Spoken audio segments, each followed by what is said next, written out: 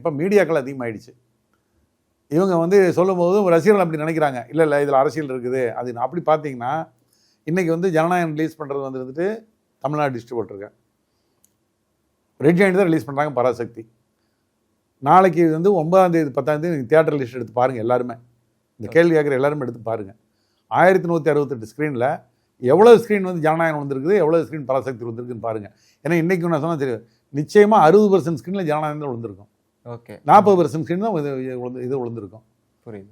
அப்போ எங்கே போய் அரசியல் இருக்குது? அரசியல் இருக்குன்னு சொல்லிட்டுனா 60 ஸ்க்ரீன் அந்த சிவகார்த்திகேயன் படம் விழுந்து 40 ஸ்க்ரீன் இது விழுகணும். அப்படி இல்லை, இதுதான் 60% ஸ்க்ரீன் விழுகும். ஏன்னா பெரிய படம்ங்கிறது எப்பவுமே வந்து ஓப்பனிங்கில் பெரிய படங்கிறதுக்கு தான் தியேட்டர் அதிகமாக கொடுப்பாங்க எல்லாருமே. இப்போ நீங்கள் சொல்லிட்டு இருக்க ஒரு விஷயம் தான் சார். இப்போ சமீபத்தில் ஒரு சில தேட்டர்களில் வந்து ஜனநாயகன் படம் வாங்கப்படலை அப்படின்ற ஒரு விஷயங்கள் கூட கேள்விப்பட்டோம். வாசு சினிமாஸ்ன்ற ஒரு படம் தேட்டரில் கூட அந்த மாதிரி ஒரு ட்வீட் ஒன்று போட்டிருந்தாங்க, இந்த மாதிரி ஜனநாயகன் படம் வாங்கலை அப்படின்னு சொல்லிட்டு. என்ன காரணம்? கும்பகோணத்தில் பார்த்தீங்கன்னா எல்லாமே சிங்கிள் ஸ்க்ரீன் தான், மல்டி ஸ்க்ரீன் அங்கே இல்லை. இது வரைக்கும் மல்டி ஸ்க்ரீன் கிடையாது. அப்போ சிங்கிள் ஸ்க்ரீன் 5 ஸ்க்ரீன் இருக்குன்னு வைங்க. அந்த ஊரில் எனக்கு எவ்வளோ ஸ்க்ரீன் இருக்குன்னு தெரியாது. 5 ஸ்க்ரீன் என்ன நினைப்பாங்கன்னா, முதல்ல ஒரு 3 ஸ்க்ரீனில் வந்து ஜனநாயகம் அக்ரிமெண்ட் போட்டிருந்தாங்கன்னு வைங்க.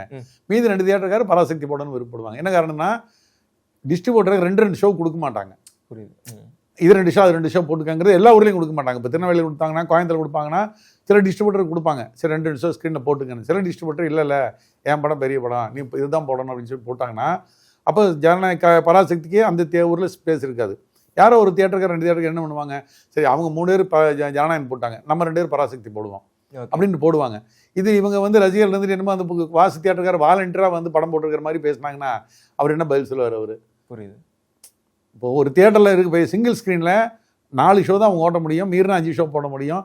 டிஸ்ட்ரிபியூட்டரும் கொடுக்கணும், கொடுத்து அவங்க போடுறதுக்கு எல்லாம் ரெடியாக தான் இருக்கும். இப்போ ஜனநாயகம் வேண்டான்னு தமிழ்நாட்டில் எந்த தியேட்டருக்காரன்னு சொல்ல மாட்டாங்க. புரியுது. எல்லாரும் ஜனநாயகம் போடணும்னு விருப்பப்படுவாங்க. ஆனால் அதே சமயத்தில் ஒரு ஊர் 5 தியேட்டர் இருந்துச்சு போட்டுட்டுனா 3 தியேட்டர் ஜனநாயகம் போட்டாங்கன்னு போட்டால் 2 தியேட்டருக்கார் பராசக்தி போட தான் செய்வாங்க. அந்த 2 தியேட்டருக்கார் இந்த மாதிரி வந்து விஜய் படத்தை போடாமல் விட்டாங்க, இந்த மாதிரி துரோகம் பண்ணுறாங்க அப்படி இப்படின்னு நீங்கள் வலைத்தளத்தில் எழுதிட்டு இருந்தீங்கன்னா நீங்கள் எழுதிட்டு இருக்க வேண்டியதான்.